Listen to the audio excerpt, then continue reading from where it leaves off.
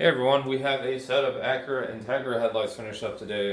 It's been a long time coming. We do a lot of the JDM headlights, so finally we had the customer that had kind of like the US spec headlights, and we did a conversion on these. So the factory headlights are a halogen projector system, and we've upgraded these to a bi-LED projector. So OEM plus look, you wouldn't be able to tell anything that's been done to the lights.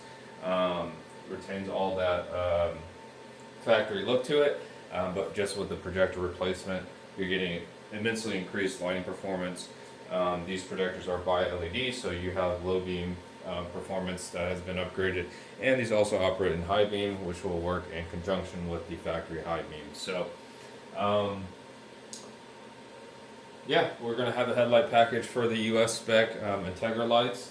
So for the early models and the later models, there's a slight difference in the headlight housing, and so you can either send yours in for the conversion, or we can get brand new, like aftermarket OE style headlights for you. If you have any further questions, you can reach us by phone or email. Go to our website to contact us and to check out this headlight package if you wish to order. Thanks.